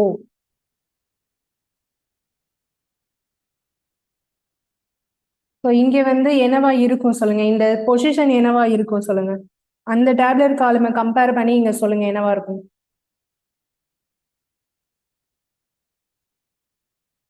ஏற்கனவே எழுதிருக்கீங்கல்ல இதே மாதிரி டேப்லெட் காலம். அது மாதிரி இங்க என்ன வரும் சொல்லுங்க. அங்க என்ன எழுதிருக்கீங்க இந்த இடத்துல? P and Fன்னு எழுதிருக்கீங்களா? அப்ப இங்க என்ன வரும் சொல்லுங்க? Between O and F1. F1 ஓகேவா? இது வந்து diminished. இங்க என்ன வரும்? Visual and erect.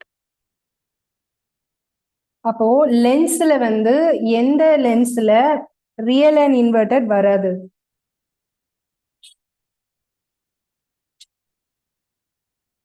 கான்கேவ். ஓகேயா? கான்கேவ் லென்ஸ்ல இமேஜ் எந்த இடத்துல இந்த இடத்துல வச்சா மட்டும், புரியுதா? இந்த இடத்துல வச்சா மட்டும் நமக்கு என்ன கிடைக்காது? ரியல் அண்ட் இன்வெர்டட் கிடைக்காது. என்ன கிடைக்கும்? Virtual and erect.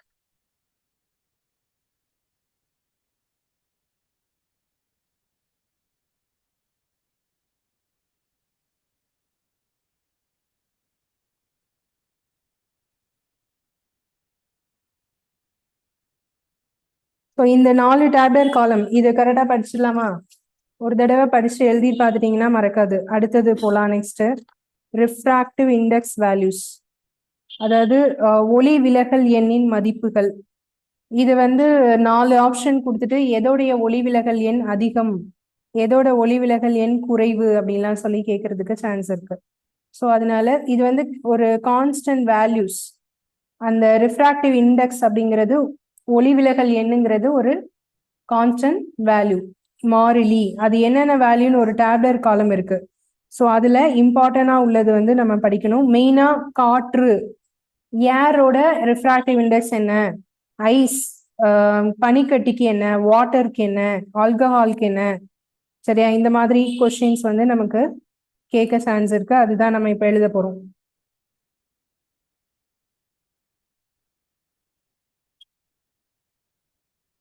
இதுல அடிக்கடி கேட்டது வந்து ஏருக்கு கேட்டிருக்காங்க, வாட்டருக்கு கேட்டிருக்காங்க, டைமண்ட். ஓகே, டைமண்டுக்கு அடிக்கடி கேட்டிருக்காங்க. ஸோ ஒளி விலகல் எண்ணுடைய வேல்யூஸ். இதுவரை எக்ஸாம் எழுதின யாருக்காவது இந்த கொஸ்டின் வந்திருக்கா? ரிஃப்ராக்டிவ் இண்டெக்ஸோட வேல்யூஸ் வந்திருக்கா? உங்களுக்கு வந்திருக்கா? இல்ல. ஓகே, அந்த வேல்யூஸ் எழுதிக்கலாம்.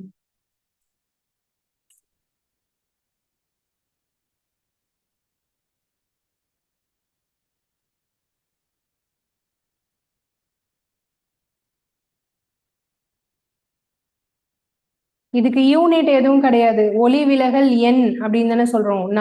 நம்பரோட வேல்யூஸ் தான் வரும். இதுக்கு அலகு எதுவும் கிடையாது. ஏர் வந்து எவ்வளவுனா 1.0003. இதை நம்ம நெக்லெக்ட் பண்ணி எக்ஸாக்டா சொன்னோம்னா 1 அப்படின்னு சொல்லலாம். ஓகேயா? காற்றோட ஒளி விலகல் எண் கேட்டா 1 அல்லது 1.003. அடுத்தது ஐஸ்க்கு வந்து 1.31. வாட்டர் தண்ணி இது வந்து நிறைய டைம் கேட்டிருக்காங்க. 1.33. ஆல்கஹால் ஆல்கஹால் வந்து 1.36. அடுத்தது டைமண்ட் டைமண்ட் வந்து 2.42. ராக் சால்ட் அதாவது பாறை உப்பு, நம்ம நார்மலா சாப்பாட்டுக்கு யூஸ் பண்ணக்கூடிய உப்பு, அந்த ராக் சால்ட் வந்து 1.54.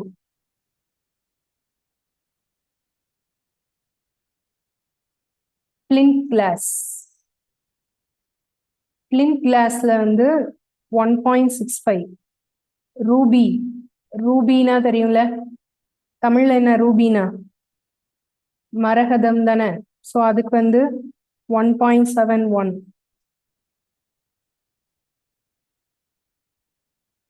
க்ரௌன் கிளாஸ் இதுக்கு வந்து 1.52. குவாட்ஸ் குவாட்ஸ்க்கு வந்து 1.46. கெரசின்க்கு வந்து 1.44. இது மட்டும் படிச்சுக்கோங்க. இதுல இந்த air, ice, water, alcohol, diamond, rock salt இது எல்லாமே இம்பார்ட்டன்ட்.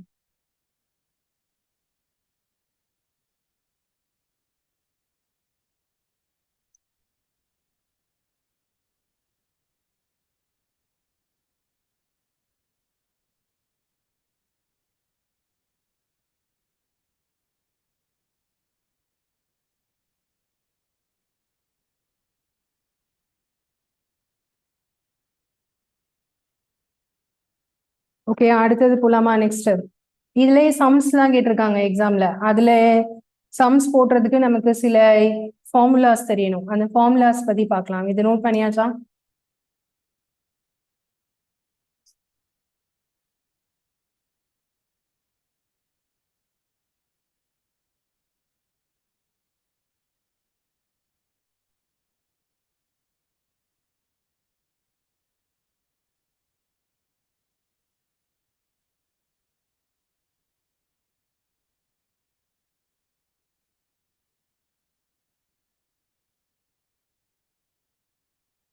ஓகே, அடுத்தது மிரர் ஃபார்முலா. மிரர் ஃபார்முலானா என்ன, அதோடைய ஃபார்முலா எப்படி எழுதணும் அப்படின்னா 1/v plus 1/u equal to 1/f. இதுதான் மிரர் ஃபார்முலா. இதுல வினா என்ன, யூனா என்ன, எஃப்னா என்ன? எஃப்னா இதுக்கு முன்னாடி நம்ம எழுதியிருக்கோம்ப்பா. இதுனா என்ன? ஃபோக்கல் லென்த், ஒரு லென்ஸோடைய குவிய தூரம்.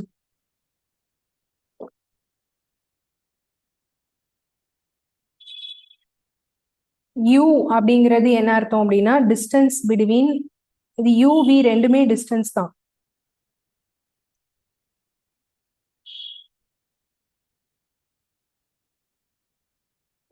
Distance of the image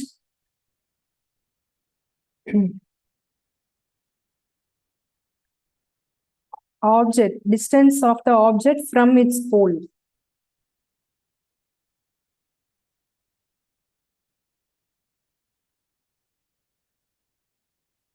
From its pole P.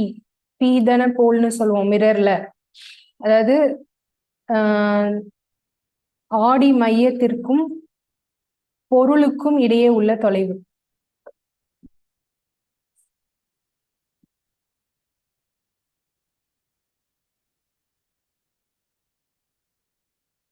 அப்ப V என்னவா இருக்கும்? V என்ன டிஸ்டன்ஸா இருக்கும்?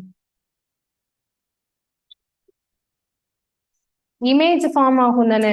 அப்ப விங்கிறது என்ன டிஸ்டன்ஸ் ஆகும்? Distance of the image from the pole of the mirror. ஓகேயா?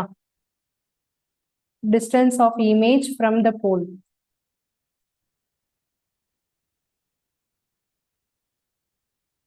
ஆடி மையத்திற்கும் பிம்பத்திற்கும் இடையே உள்ள தொலைவு.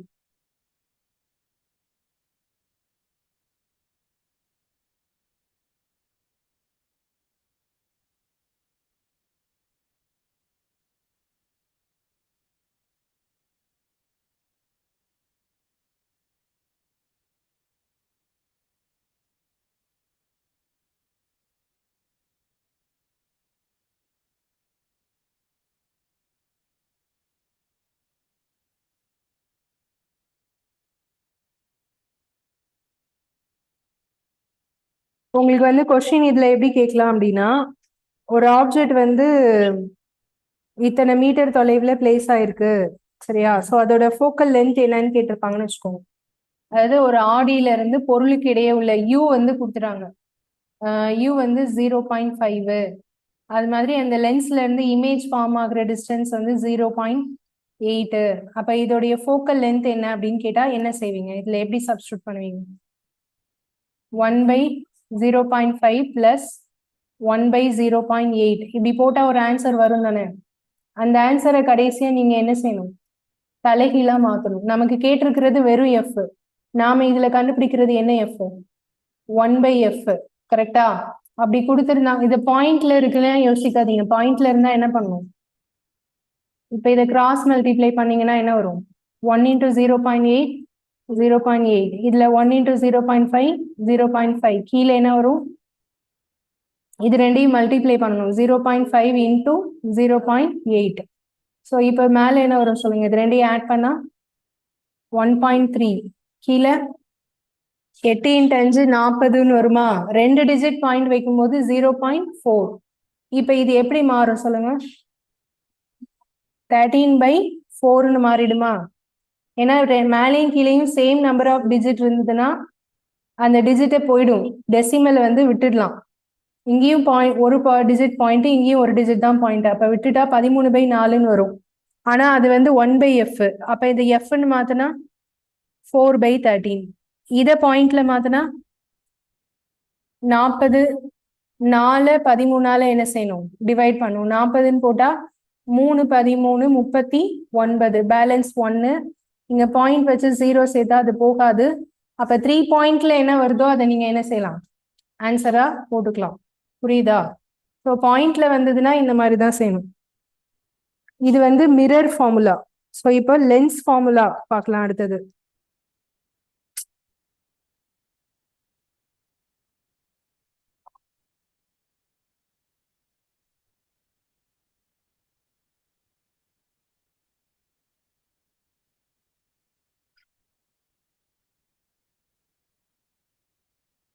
ஸோ இது நோட் பண்ணியாச்சா எல்லாரும்?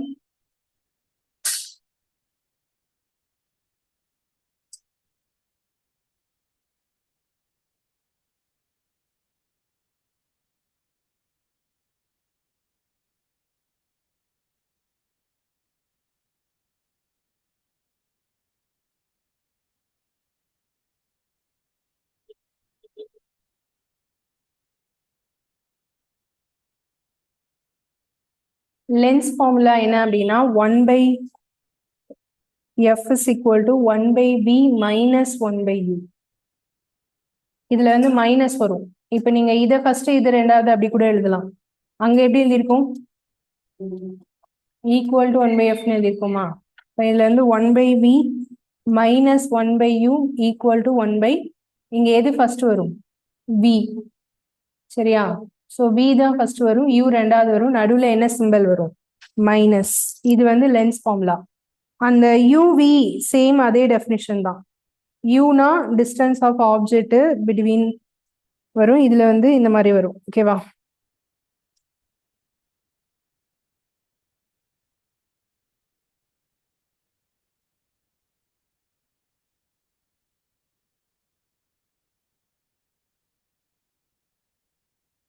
இதையே ஒரு எக்ஸாம்ல எப்படி கேட்டிருந்தாங்கன்னா, இமேஜ் கொடுத்துட்டு இது எந்த டைப் ஆஃப் ரிஃப்ளெக்ஷன் சொல்லுங்க அப்படின்னு சொல்லி கேட்டிருந்தாங்க. அதாவது ஒரு இமேஜ் மாதிரி கொடுத்துட்டு அது வந்து மிரரா லென்ஸா, அது என்ன மிரர் என்ன லென்ஸ் ஃபார்மேஷன் அப்படின்னு சொல்லி ஒரு கொஸ்டின் கேட்டிருந்தாங்க. ஸோ அதையும் நான் இப்போ எக்ஸாம்பிள் சொல்றேன். இது நோட் பண்ணியாச்சா? லென்ஸ் ஃபார்முலா நோட் பண்ணியாச்சா? அதே மாடல் தான். சம் கொடுத்தா பிளஸ் பதிலுக்கு பதிலாக என்ன பண்ணணும்? மைனஸ் பண்ணிக்கணும். ஓகேவா?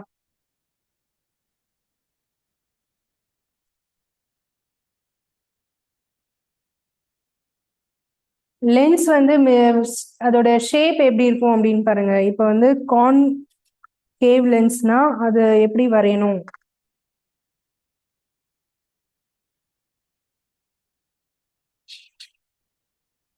கான்வெக்ஸ் லென்ஸ் பார்க்க எப்படி இருக்கும் அப்படின்னா இந்த மாதிரி இருக்கும்.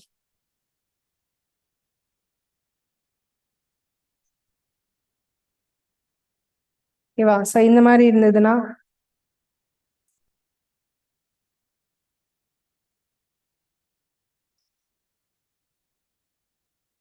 ஸோ இது வந்து convex convex lens. Concave lens concave lens நம்ம போடும்போது இப்படி போட்டிருப்பாங்க.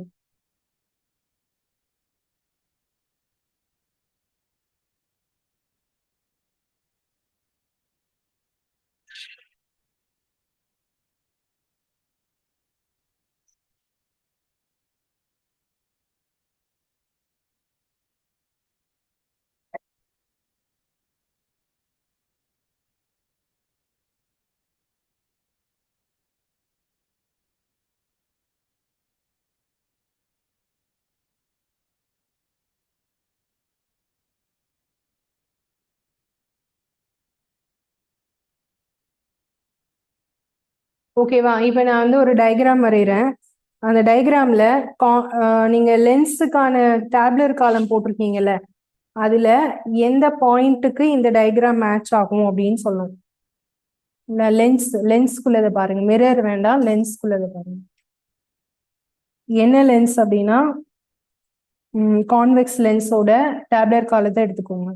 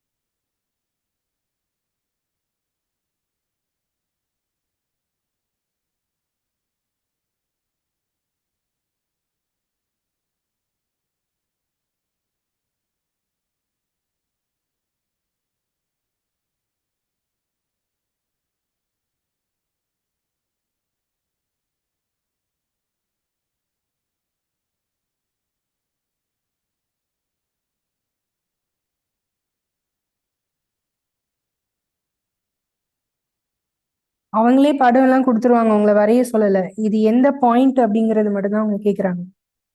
இது ஓகேயா? இது வந்து கான்வெக்ஸ் லென்ஸ். இமேஜ் எந்த இடத்துல இருக்கு? சரி, ஆப்ஜெக்ட் எந்த இடத்துல இருக்கு? இல்ல ஏபி தான் ஆப்ஜெக்ட்.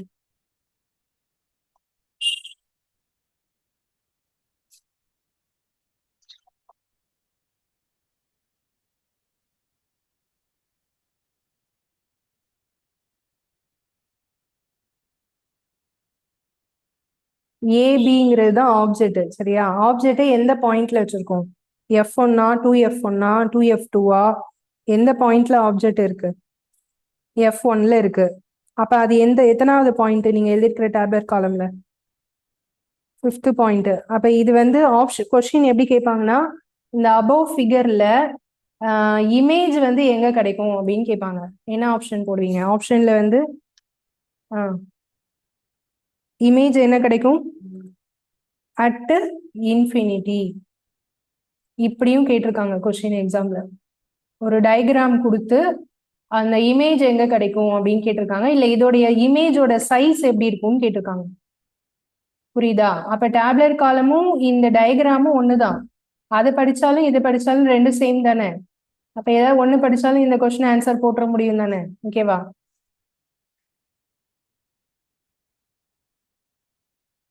ஓகே, அடுத்தது போலாம். இன்னொன்னு மேக்னிஃபிகேஷன், உருப்பெருக்கம் அப்படின்னு சொல்லுவோம்.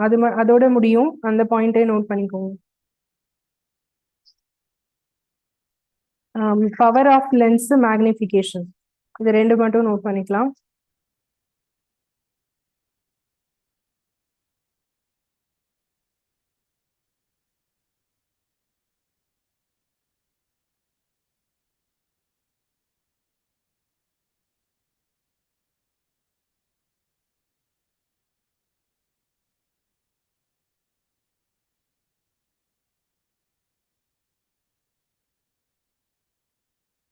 உருப்பெருக்கம் அப்படின்னா என்னன்னா m is equal to minus b by u. இதான் அதோட ஃபார்முலா. vனா என்ன uனா என்னன்னு உங்களுக்கு தெரியும் இல்லையா? ஒரு லென்ஸால எவ்வளவு பெருசா காமிக்க முடியும் அப்படிங்கறத பத்தி சொல்றதுதான் மேக்னிஃபிகேஷன். இந்த m வந்து எதை பொறுத்து டிசைட் ஆகும் அப்படின்னா height of the image by height of the object minus இல்லாம எழுதுறது ஃபார்முலா. இது வந்து மைனஸோட எழுதுறது. இன்னொரு ஃபார்முலாவும் எழுதலாம். m is equal to height of the image by height of the object. ஒரு பொருளோட உயரம் எவ்வளவு இருக்கோ அதையும் இமேஜோட உயரம் எவ்வளவு இருக்கோ அதையும் ரேஷியோ எடுத்தோம் அப்படின்னா அதுக்கு பேரு தான் உருப்பெருக்கம், மேக்னிஃபிகேஷன். மைனஸ் வச்சு சொல்றதா இருந்தா மைனஸ் b by uன்னு வரும். உங்களுக்கு இதை வச்சும் சம்ஸ் கேட்டிருக்காங்க. இந்த இடத்துல ஒரு பாயிண்ட் நோட் பண்ணிக்கோங்க. உங்களுக்கு வந்து கிடைக்கக்கூடிய ஆன்சர் வந்து மைனஸ்ல இருக்குன்னு வச்சுக்கோங்களேன். அது வந்து எதை மீன் பண்ணுனா, என்ன லென்ஸை மீன் பண்ணுனா கான்கேவ் லென்ஸ். பிளஸ்ல வந்துச்சுன்னா அது வந்து கான்வெக்ஸ் லென்ஸ். புள்ளி ஆடிக்கு தான் உருப்பெருக்கத்தோட ஆன்சர் வந்து மைனஸ்ல வரும், இது வந்து பிளஸ்ல வரும். நம்ம கண் பார்வை குறைபாடு இருக்கிறவங்க உங்களுக்கு எவ்வளவு குறைபாடு அப்படின்னா மைனஸ் பிளஸ் அப்படிலாம் சொல்றாங்கல்ல, அது வந்து இந்த மேக்னிஃபிகேஷனோட கணக்கு தான்.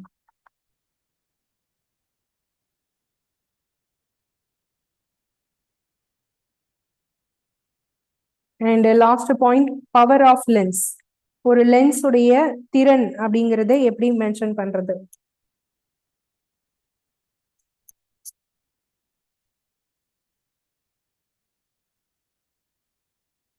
இது நோட் பண்ணியாச்சா எல்லாரும்?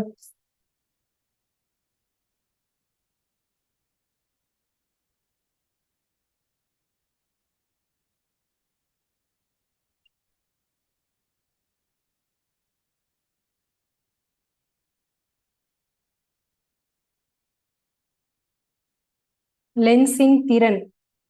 ஒரு லென்ஸோட திறன் வந்து எப்படி கண்டுபிடிக்கணும் அப்படின்னா இதுக்கு வந்து P அப்படிங்கிற லெட்டர்ல மென்ஷன் பண்ணுவோம். P equal to 1/f, capital P equal to 1/f. So இதுதான் லென்ஸோட பவர். எஃப்னா என்ன? Focal length. ஒரு லென்ஸால எவ்வளவு தூரம் ஃபோக்கஸ் பண்ண முடியும் அப்படிங்கிறத வச்சு சொல்றதுதான் லென்ஸோடைய திறன். இந்த லென்ஸோட திறனுக்கு யூனிட் இருக்கு. இதோடைய அலகு என்ன அப்படின்னு பாத்தீங்கன்னா டயாப்டர். Important question. லென்ஸோட யூனிட் வந்து டயாப்டர்னு சொல்லுவோம். 1 dioptre equal to 1 metre power -1. இதுலயும் அதே மாதிரிதான். கான்வெக்ஸ் லென்ஸ்னா லென்ஸ் வந்து திறன் வந்து பாசிட்டிவா இருக்கும். கான்கேவ் லென்ஸ்னா மைனஸா.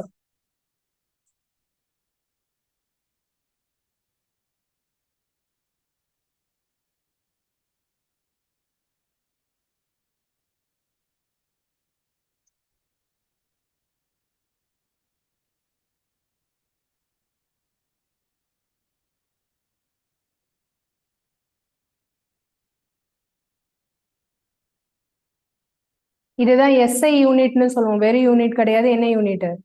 எஸ்ஐ யூனிட் ஆஃப் லென்ஸ் அப்படிங்கிறது டயாப்டர். இதெல்லாம் குரூப் டி என்டிபிசில எல்லாம் ஸ்ட்ரெயிட் கொஸ்டினா நிறைய கேட்கறதுக்கு வாய்ப்பு இருக்கு.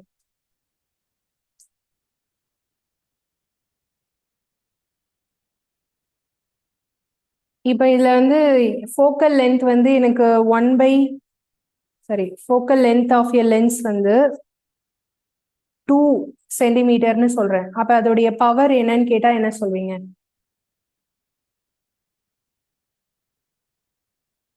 இப்ப நம்ம P ஈக்குவல் டு என்ன சொல்லுவோம்? 1/f தானே. இப்போ 1/2. 1/2னா ஆன்சர் எதுல வரும்? 0.5 என்னன்னு சொல்லணும்? டயாப்டர். ஓகேயா? ஸோ இந்த மாதிரி கொஸ்டின்ஸும் வரலாம், கண்டிப்பா வரும். ஓகே, ஸோ இதுக்கப்புறம் மீதி உள்ள இதோட 10th லைட்டோட டாபிக்ஸ் வந்து முடிஞ்சிருச்சு. ஸோ அதுக்கு அடுத்தது நெக்ஸ்ட் கிளாஸ் நாளைக்கு பார்க்கலாம். Okay, thank you.